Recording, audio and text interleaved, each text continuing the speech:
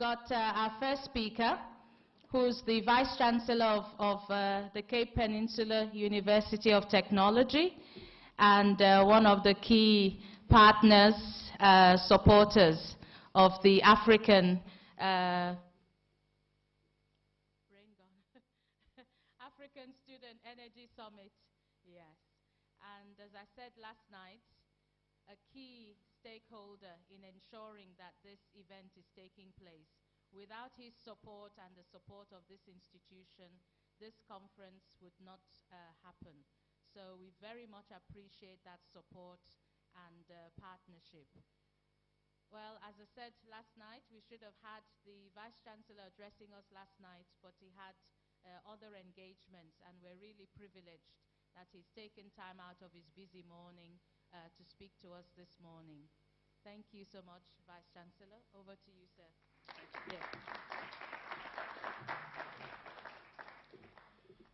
Yeah. Good morning, my dear students and friends, visitors, and all the delegates for the conference. I need to apologize for last night. In my plan, I was supposed to be here with you, but unfortunately the annual general meeting which we attend, which was scheduled a year ago, was not able to finish on time. And by 7:30, I was still trying to make attempts to come, and it was then really too late. So my sincere apology for that. I wished I had had an opportunity to be with you yesterday. I know Liz from the past. Don't show my age. One day, I think we were introduced when I went to Manchester. It was a university called Manchester Institute of Technology. And in the process, Liz was doing a community-based project at the university. And this professor says, you must meet Liz. So we went to go and meet Liz, and she really infected us with her enthusiasm. Since that day, I think wherever we had an opportunity to connect again, we always do. And she's been part and parcel of many initiatives in South Africa. And for some reason or other, she got wind that I'm here. She just got wind that I'm here, and she frantically phoned and left a message on my cell. And when I heard the voice, I said, no, it's her voice. I have to talk to her. And the rest is history. That's why you're here. You could have been somewhere else, but that's the reason why you're here, because of the special relationship that I think we have with Liz. But that was not the only thing. What really excited me about the concept was that this is something that dovetails exactly. It is aligned to our own strategy at CPUT, and it is targeting young people. For me, that was the most powerful message, because as you see from these bags, we are in the process of creating futures. And if you then add another word called sustainable futures, that's why this conference is indeed very, very powerful. And the fact that we're likely to be one of the few African countries to host this, culminating into the global conference, this is for us as a university a privilege and an honor to host you. So I want to welcome all of you, all the delegates from all over the world, and all the speakers who are here. I met a few young people from Nigeria, and so we started making friends. And if one thing you must do, you must meet a person that you have not met before. You must make friends with somebody else new. It's very, very important when you come together. The African Student Energy Summit, it is an extension of the very successful and prestigious International Student Energy Summit, which was hosted in 2009 in Calgary. And I'm told that in that conference it attracted about 30 countries and it had over 350 students. In 2011 it was hosted in Canada, Vancouver, and the number of countries and students who participate is increasing. I understand that this one is a regional one, but at the same time as we host this one, there are other regional conferences that are taking place in different continents. And the purpose of this one is to really create a platform for young people, students, to begin to talk about their roles and responsibilities to a future that is forever sustainable.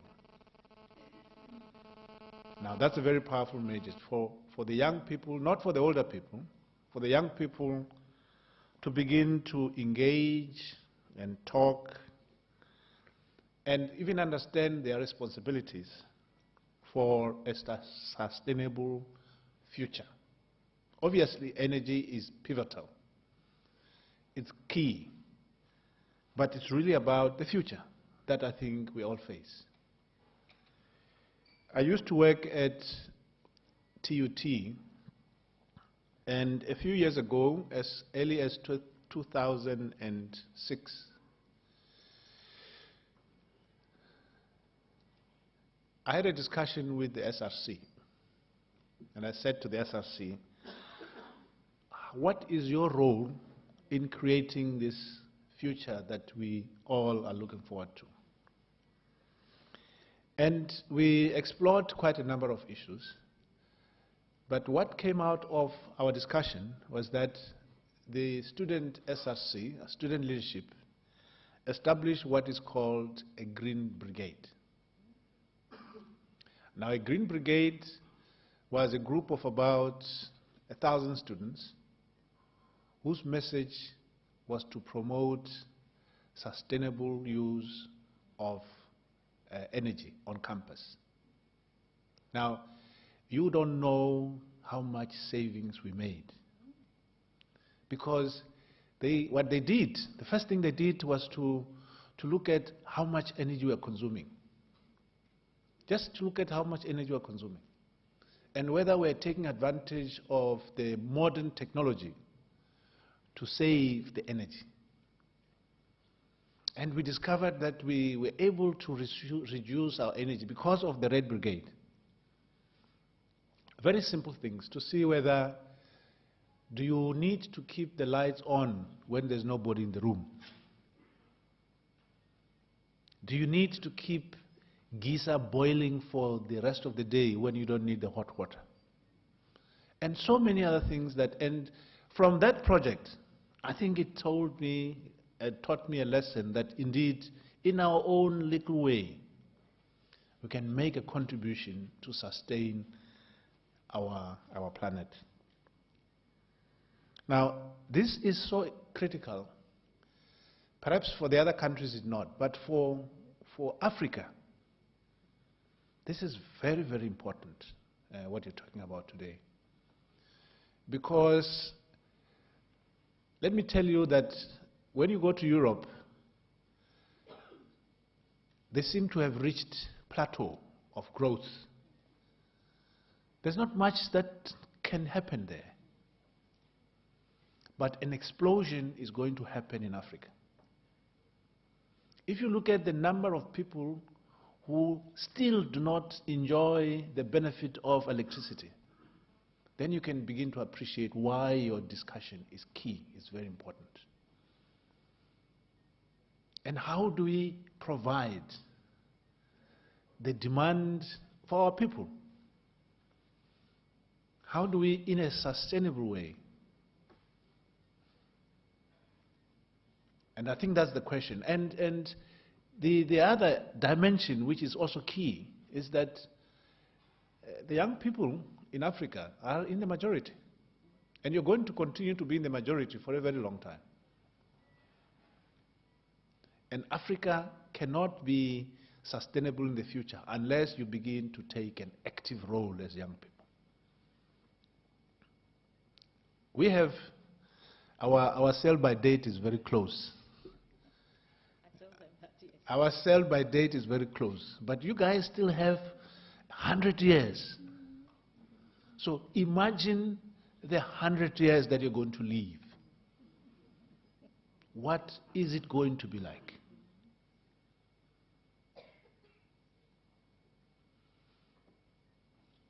If we continue to burn the fossil fuel, and just imagine, you have had an opportunity to visit Cape Town. And some of the people who look forward in the future, they think that if we don't stop this madness, global temperature may increase by just a marginal 2-3%, 2-3 degrees. And if it does, just imagine what is going to happen to this place where you are. We are told that the ocean will be covering this place here, so CPUT won't be there. If you think AIDS is a major disaster, you don't know what is going to happen when the temperature goes up. There will be so many bugs that we have not prepared for their treatment. So just imagine if you don't take responsibility for your own future, what is likely to happen in the next 500 years. And I think that the signs are there, that we have to take action as a continent, and as South Africa as well. We have all possibilities, and this country is committed to a mix of energies. It's committed to it. For the first time, we're going to be having solar farms, solar energy farms. It's not going to supply us with lots, but it's a start. It's an incredible start.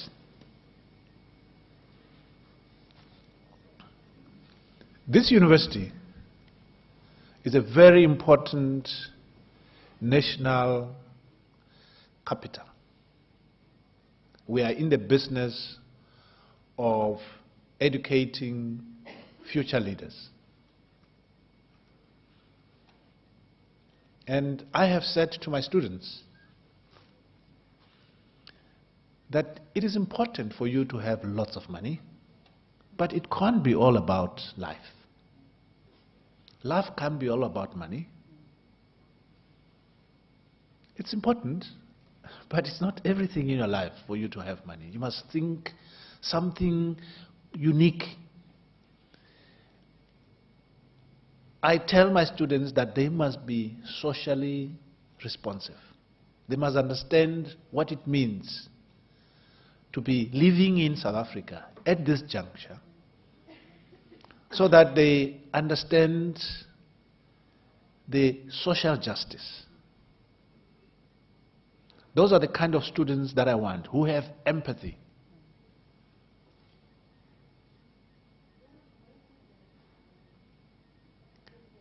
And the second dimension that I want of our students is that they must care about people before profit.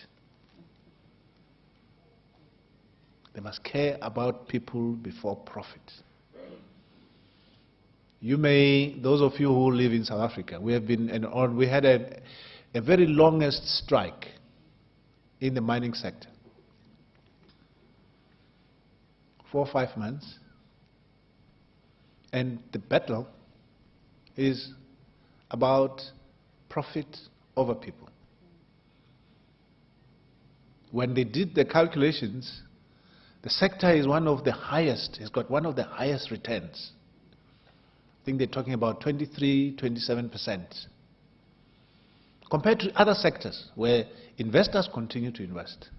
The platinum mining sector is, and the people wanted a little bit of that.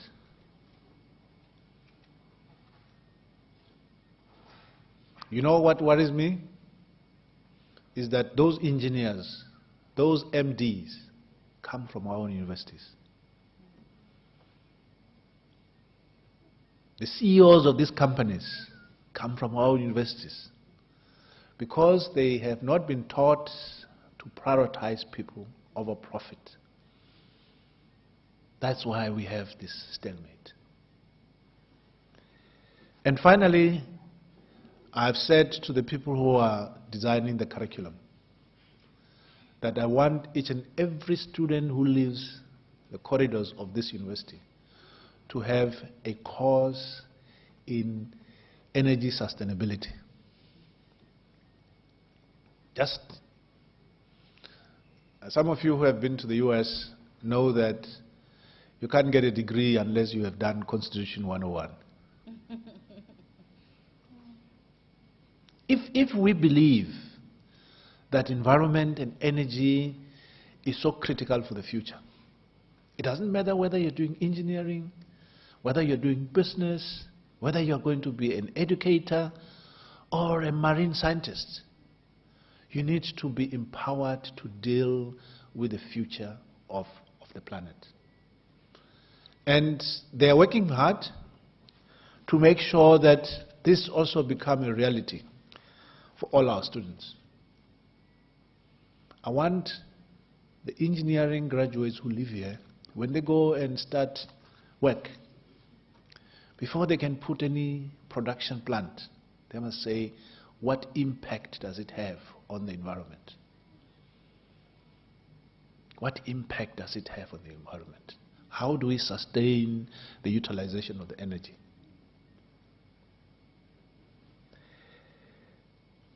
Let me conclude by wishing you well in your deliberations.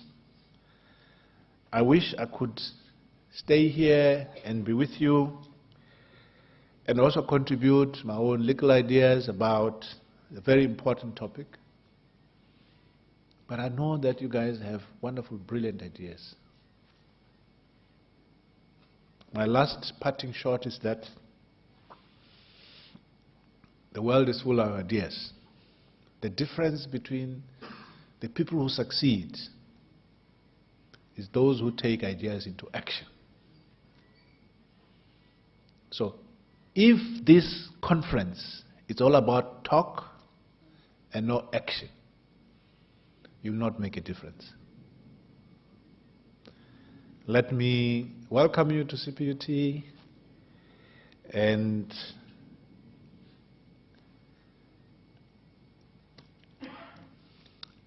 hope that in your deliberations, in your conferences, you also have an opportunity to see our beautiful city.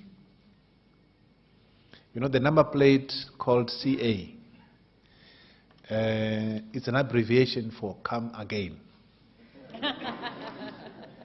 Go and see the mountains and come again. Thank you very much. Thank you. Can I go? Yes, please. Thank you. I have to go. Okay. Please wait. Yeah. On your behalf, I'd like to say thank you to the Vice-Chancellor for such a moving, passionate, empowering, I don't know, I just thought, oh, wow, how many of our Vice-Chancellors talk like this? You know, he didn't give us all this highfalutin professor language. He just talked to us as a fellow a human being. And we so rarely have this sort of conversation with people like our Vice Chancellors. So thank you so much, VC, for breaking away from the mold and giving us a real stirring speech. Can we please give him another hand?